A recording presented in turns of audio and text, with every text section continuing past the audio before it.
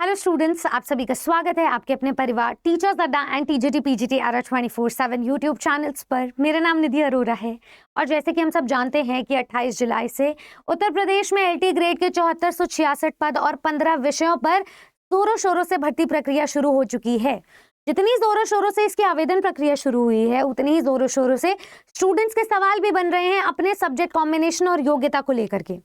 हालांकि हम चैनल पर डिटेल नोटिफिकेशन कवर कर चुके हैं, लेकिन फिर भी अगर आपको इस कॉम्प्लिकेटेड नोटिफिकेशन से बाहर निकलना है और पॉइंट वाइज अपने सब्जेक्ट कॉम्बिनेशंस और एलिजिबिलिटी को समझना है तो ये वीडियो आपके लिए है, तो अंत तक जरूर सुनिएगा और आपके जितने भी डाउट्स हैं 90% यही रिजॉल्व हो जाएंगे, इस बात का आश्वासन देती हूँ मैं।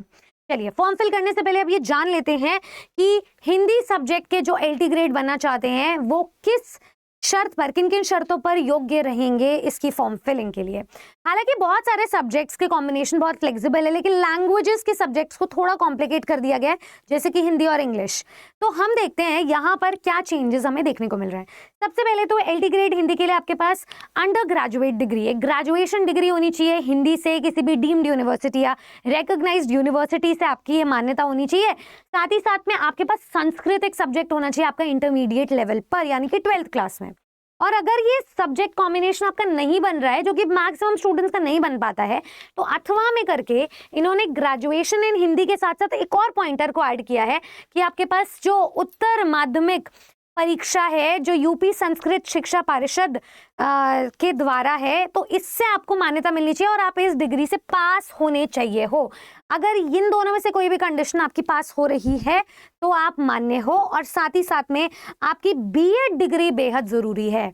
देखिए, किसी भी सब्जेक्ट का सब्जेक्ट कॉम्बिनेशन अगर आपको एलटी ग्रेड के लिए बनाना है तो इस बार आपका या तो ग्रेजुएशन हो और या नहीं इसके साथ एक बीएड डिग्री मैंडेटरी है। तो ग्रेजुएशन किस किस में कैसे चाहिए ये हमने आपको बता दिया है, सब्जेक्ट्स क्या चाहिए ये बता दिया, लेकिन साथ में बीएड डिग्री मैंडेटरी हर एक डिग्री में आपको मिलेगी। अब बात कर लेते हैं इंग्लिश की। इंग्लिश में भी थोड़ा सा कॉम्प्लिकेशन यहाँ पे क्रिएट कर दिया है इन्होंने, क्योंकि जब हम नोटिफिकेशन को करीबी से देखते हैं ना, तो यहाँ पे कुछ विषयों में तो लिखा हुआ है as one of the subjects, at least one of the subjects, लेकिन यहाँ पर ऐसा कुछ भी नहीं लिखा हुआ है। यहाँ पे साफ साफ ये लिखा गया है कि इंग्लिश एलटी ग्रेड के लिए आपके पास ग्रेजुएट डिग्री इंग्लिश साहित्य यानी कि इंग्लिश लिटरेचर में होना चाहिए। उसके अंदर आपके जितने भी सब्जेक्ट्स हैं वो इंग्लिश लिटरेचर के होने चाहिए, जिसमें इंग्लिश ऑनर्स की डिग्री आती है बेसिकली, और साथ साथ में बीएड डिग्री का होना कंपल्सरी है। बीएड डिग्री आपकी एनसीटी के द्वारा उसको मान्यता प्राप्त होनी चाहिए, रिकॉग्नाइज्ड होनी चाहिए। और साथ में जो आपकी ग्रेजुएट डिग्री है किसी भी सब्जेक्ट में, यहाँ पे साफ साफ लिखा हुआ है, जैसे कि वो आपकी किसी भी यूनिवर्सिटी से हो, डीम्ड यूनिवर्सिटी से हो, या फिर ऐसी संस्था से हो जो कि एस्टैब्लिश है लॉ ऑफ इंडिया के द्वारा। ठीक है, तो ये आपका बेसिकली इंग्लिश की एलिजिबिलिटी है। बात कर लेते हैं मैथ्स की।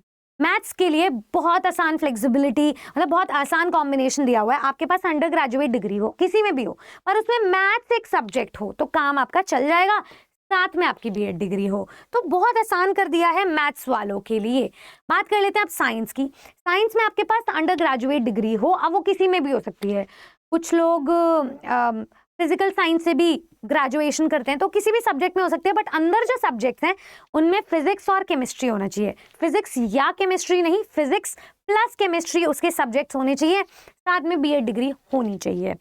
अब यहाँ पर ऐसे नंबर ऑफ सेमेस्टर्स को ऐसे स्पेसिफाई नहीं किया गया, बट ये सब्जेक्ट्स आपके होने चाहिए। बात कर लेते हैं सोशल साइंस की। सोशल साइंस में भी बहुत आसान काम है, जैसे बीपीएससी में ना सब्जेक्ट कॉम्बिनेशन बनाना थोड़ा मुश्किल हो जाता है, क्योंकि जब ये 4 सब्जेक्ट दिए गए होते हैं तो बोला होता है कि इनमें से कोई 2 हो, जिसमें ये दोनों में से ये तो कंपलसरी हो, पर ऐसा यहाँ पे कुछ भी नहीं है। एलटी ग्रेड में ये बोला गया है अंडर ग्रेजुएशन हो किसी भी सब्जेक्ट से, किसी भी डिसिप्लिन से, साथ में कम से कम इन चारों में से 2 सब्जेक्ट्स होने चाहिए। हिस्ट्री, ज्योग्राफी, पॉलिटिकल साइंस या इकोनॉमिक्स में से कोई 2 सब्जेक्ट्स होने चाहिए। बात कर लेते हैं बीएड डिग्री मैंडेटरी है। नेक्स्ट आ जाता है हमारे पास में कंप्यूटर के बहुत सारे चॉइसेस और ऑप्शंस दिए गए हैं। या तो आपके पास बीटेक हो कंप्यूटर साइंस में, या बीई हो कंप्यूटर साइंस में। अगर ये नहीं है तो आपके पास अंडर ग्रेजुएट डिग्री हो कंप्यूटर साइंस में। ये भी नहीं है तो अगर आपके पास अंडर ग्रेजुएट डिग्री है कंप्यूटर एप्लीकेशन में तो काम चल जाएगा। अगर ये भी नहीं है तो आपके पास में एक अंडर ग्रेजुएट डिग्री हो, साथ में ए लेवल कोर्स हो NIELIT के द्वारा।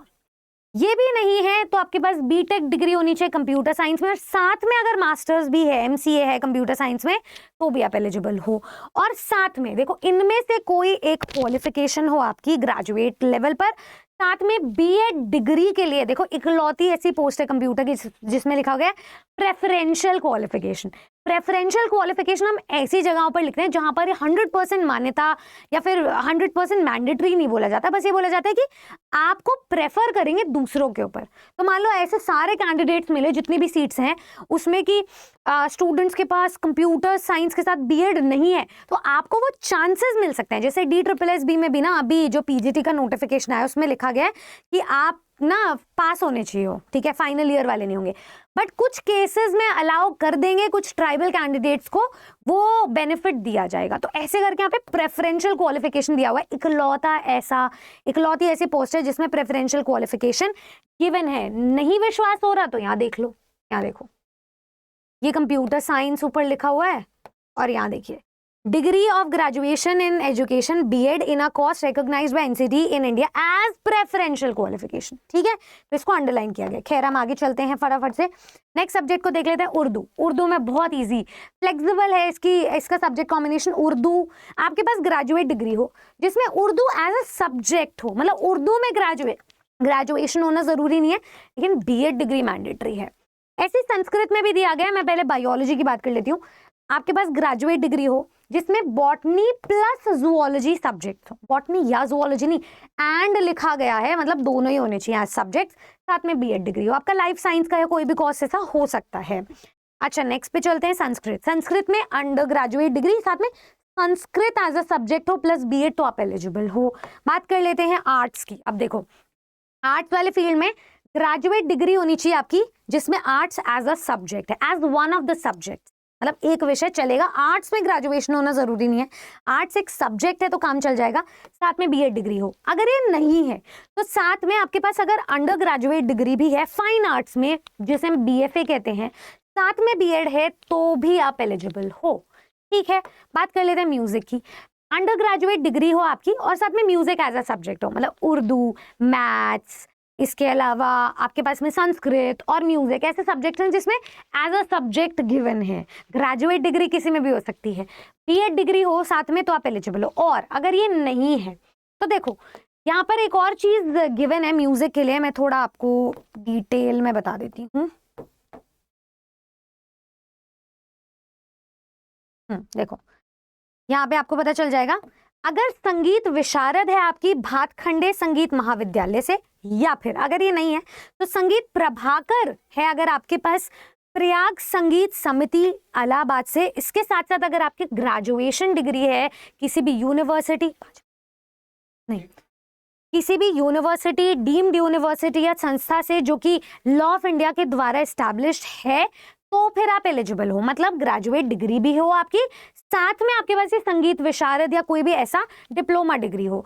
नोट में ये बोला गया है कोई क्वालिटी पॉइंट्स नहीं मिलेंगे आपको अगर आपके पास संगीत विशारद है, संगीत प्रभाकर है, तो मतलब ग्रेजुएशन के साथ साथ होना चाहिए। इसमें ये कोई प्रेफरेंशियल क्वालिफिकेशन नहीं है, प्रेफरेबल नहीं है। और साथ में ये भी बोला गया कि आपके पास डिग्री इन ग्रेजुएशन तो होना ही चाहिए, मतलब बीएड तो जरूरी है। बात कर लेते हैं यहाँ पे कॉमर्स की। आपके पास ग्रेजुएट डिग्री है कॉमर्स में, साथ में बीएड डिग्री है तो आप एलिजिबल हो। अब नेक्स्ट हमारा आ जाता है फिजिकल एजुकेशन। आपके पास अंडर ग्रेजुएट डिग्री हो, साथ में हो बीपीएड या फिर बीपीई, तो आप एलिजिबल हो। बहुत ईजी है कॉम्बिनेशन।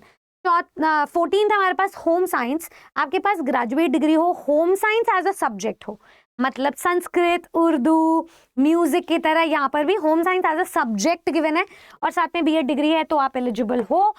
आगे लास्ट बट नॉट लीस्ट ये आ जाता है हमारा हॉर्टिकल्चर या एग्रीकल्चर, ठीक है। दोनों सब्जेक्ट्स के बारे में हम बात कर रहे हैं, दोनों में से कोई भी एक है तो आपके पास अंडर ग्रेजुएट डिग्री होनी चाहिए या हॉर्टिकल्चर में अगर हॉर्टिकल्चर से अपीयर हो रहे हो तो, या एग्रीकल्चर में अगर एग्रीकल्चर से अपीयर हो रहे हो तो, और साथ में बीएड डिग्री।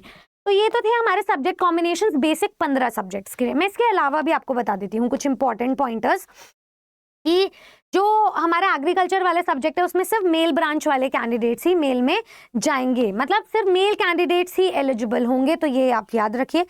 अब इन सबके लिए एक प्रेफरेंशियल क्वालिफिकेशन दी गई है। अगर एक कैंडिडेट जिसने सर्व किया है टेरिटोरियल आर्मी में 2 साल तक मिनिमम, या फिर अगर किसी को प्राप्त हुआ है B certificate National Cadet Corps का, तो वो उतना ही इक्वल होगा, ठीक है, और उसे प्रेफरेंस दी जाएगी डायरेक्ट रिक्रूटमेंट में, सबसे पहले उसको प्रेफरेंस दी जाएगी। तो ये एक प्रेफरेंशियल क्वालिफिकेशन के तरह माना गया है।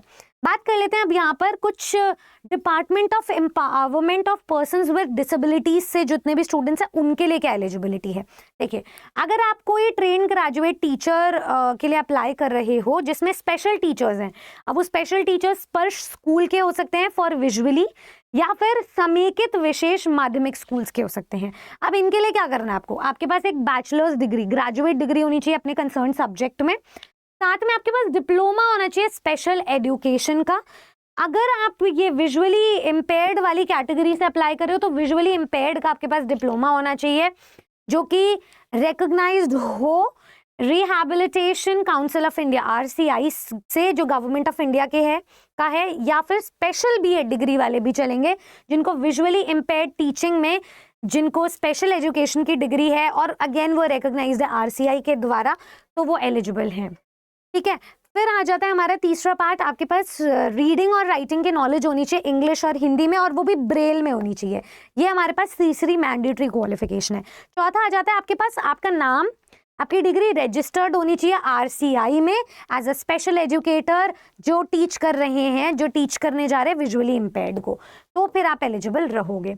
अगर आप ट्रेन्ड ग्रेजुएट टीचर्स हो या स्पेशल टीचर्स के लिए अप्लाई करने जा रहे हो जो कि संकेत स्कूल फॉर डेफ एंड डम के लिए है, या फिर समेकित विशेष माध्यमिक स्कूल्स के लिए है, तो उसमें आपके पास सेम यही चीजें होनी चाहिए कि बैचलरेट डिग्री हो कंसर्न सब्जेक्ट में, डिप्लोमा हो स्पेशल एजुकेशन का, क्योंकि ये स्कूल है डेफ एंड डम का, तो आपके पास जो डिप्लोमा है स्पेशल एजुकेशन का वो हियरिंग इम्पेयर्ड में होना चाहिए, RCI से मान्यता प्राप्त होनी चाहिए, या फिर स्पेशल बीएड डिग्री अगर आपके पास है हियरिंग इम्पेयर्ड टीचिंग की जो कि RCI के द्वारा रिकॉग्नाइज है, तो आप एलिजिबल हो।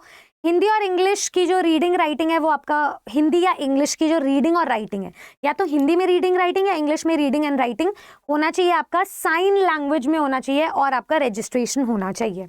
अगर आप TGT LT ग्रेड के लिए स्पेशल टीचर हो प्रयास स्कूल फॉर फिजिकली हैंडीकैप्ड या फिर समेकित विशेष माध्यमिक स्कूल्स के लिए आप अप्लाई कर रहे हो, तो अगेन ग्रेजुएट डिग्री हो कंसर्न सब्जेक्ट में, आपके पास डिप्लोमा हो स्पेशल एजुकेशन में। अब इन स्कूल्स के लिए आपकी जो डिप्लोमा डिग्री है वो लोकोमोटर डिसेबिलिटी या फिर सेरेब्रल पैल्सी में होनी चाहिए, और रिकॉग्निशन जो है RCI से ही मिलना चाहिए। साथ में अगर आपके पास ये नहीं है तो अगर आपके पास स्पेशल बीएड डिग्री है लोकोमोटर डिसेबिलिटी में या सेरेब्रल पैल्सी में जो RCI के द्वारा रिकॉग्नाइज है, तो भी आप एलिजिबल हो। इसके अलावा ये भी गिवन है कि आपका हाँ बस इतना ही है इसमें साथ में लैंग्वेज का कोई रोल नहीं है, और इसमें रजिस्ट्रेशन, हाँ रजिस्ट्रेशन यहाँ पे बात की गई है कि आपका रजिस्ट्रेशन होना चाहिए लोकोमोटर डिसेबिलिटी या सेरेब्रल पैल्सी के स्पेशल एजुकेशन के अंडर। इनमें भी स्पेशल प्रेफरेंशियल क्वालिफिकेशंस हैं, सेम क्वालिफिकेशन है अगर टेरिटोरियल आर्मी के कोई स्टूडेंट, मतलब आपने सर्व किया है 2 साल के लिए कम से कम, या फिर बी सर्टिफिकेट आपके पास है NCC या नेशनल कैडेट कॉर्प्स का, तो फिर आपको डायरेक्ट रिक्रूटमेंट में चॉइस दी जाएगी, प्रेफरेंस दी जाएगी। खैर ये थे हमारे सब्जेक्ट कॉम्बिनेशंस। आई होप ये सब्जेक्ट कॉम्बिनेशंस आपके लिए हेल्पफुल रहे हो, क्योंकि यहाँ से क्या हुआ डिटेल मैनर में आपने एक एक चीज समझ ली कि मेरा सब्जेक्ट ये है, मिनिमम इतने साल इतने semester as one of the subjects, at least one of the subjects, at least 2 of these subjects के अंडर कौन कौन से पोस्ट आती हैं, उन सब के बारे में आपको पता चल गया होगा। अब आपको क्या करना है, नोटिफिकेशन में लास्ट में अपनी पोस्ट देखिए, अपना सिलेबस देखिए, अगर आप इनमें से योग्य हैं तो फिर आप अपनी तैयारी को शुरू कीजिए। तैयारी के लिए मैं आपको बता दूं कि साल भर का सिलेबस है, पेपर पैटर्न चेंज हो चुका है, पहली बार ऐसा कुछ नया होने जा रहा है। प्री और मेंस 2 पार्ट्स में डिवाइडेड है इसका एग्जाम पैटर्न। अगर आप भी सिलेक्शन वाली तैयारी करना चाहते हो तो हमारे संगम बैचेस आउट हैं, और मैं एक सुझाव दूंगी कि तैयारी सिर्फ प्री के लिए मत करना, क्योंकि नौकरी सिर्फ प्री से नहीं लगने वाली। तैयारी करो प्री प्लस मेंस की साथ में, ताकि उस तैयारी से आपको लाइफ टाइम के जिंदगी भर के रिजल्ट्स मिले। अगर आप किसी भी बैच में जुड़ करके तैयारी करना चाहते हो हमारे साथ, जिसमें आपको हाईली एक्सपीरियंस टीचर्स तो मिलेंगे ही मिलेंगे, साथ में एक आश्वासन मिलेगा कि हम यहाँ से सिलेक्शन और मेरिट वाली रैंक लेकर निकलेंगे, तो उसके लिए आप नीचे दिए गए नंबर पे कॉल कर सकते हो।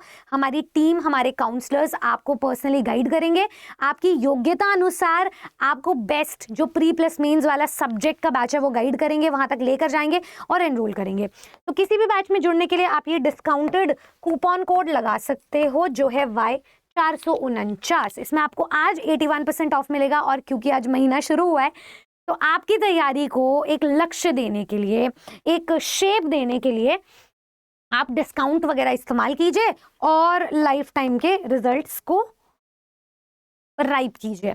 अब देखिए करना क्या है आपको, इसके लिए ARA 24/7 की वेबसाइट या एप्लीकेशन पर विजिट कर सकते हैं। फटाफट बता देती हूँ। All courses teaching LT grade pay जाइए, व्यू ऑल पे जाइए, यहाँ पे संगम बैचेस मिल जाएंगे। ऊपर सारे आपको प्री के बैचेस मिलेंगे, हर बैच पर डबल वैलिडिटी है। नीचे जाओगे तो आपको प्री प्लस मेंस के बैचेस मिलेंगे, जहाँ पे answer writing, critical analysis, criticism, कैसे लिखना होता है, बिगिनिंग, बॉडी, एंडिंग, कंक्लूजन क्या होता है, सारी चीजें बताई जाएगी। बैचेस की सारी डिटेल्स गिवन है ओत्तरी की। मुझे तो लग रहा था डबल वैलिडिटी 6 + 6 महीने की है, लेकिन मैं क्या दिख रही हूँ, तो 12 + 12 महीने की मिल रही है। तो देखो हमारी तरफ से जितना डिस्काउंट संभव हो पाता है हम आपको वो प्रोवाइड करवाते हैं। फिलहाल हम आपको 24 महीने के लिए, जस्ट इन केस आयोग अपनी तरफ से एग्जाम थोड़ा बहुत भी डिले करे तो आपकी तैयारी, ये नोट्स लाइफ टाइम काम आए, इसके लिए 24 महीने की वैलिडिटी कर दी गई है। गाइज इससे बेस्ट ऑफर तो मिल नहीं सकता। 24 महीने के लिए आपको ये प्री प्लस मेंस का बैच मिल रहा है। डिस्काउंटेड कूपन कोड यहाँ पे लगाएंगे, अप्लाई करेंगे। 13,000 का बैच 2700 में तो मिल रहा है, लेकिन 24 महीने के लिए मिल रहा है, तो ये वैलिडिटी को बहुत ज्यादा बढ़ा दिया गया है। खैर मैंने आपको कूपन कोड बता दिया है, तैयारी का रास्ता बता दिया है, वरना टीचिंग का महापैक तो है ही है। All the very best. अगर फिर भी कोई डाउट रह गया हो प्लीज कॉमेंट करें, ठीक है। FAQ राउंड में आपके सारे सवालों का जवाब मिल जाएगा। Good luck, take care. ऐसी और वीडियोस के लिए सब्सक्राइब करें आपके और हमारे अपने परिवार teachers Adda and TGT PGT ARA 24/7 को। Thank you.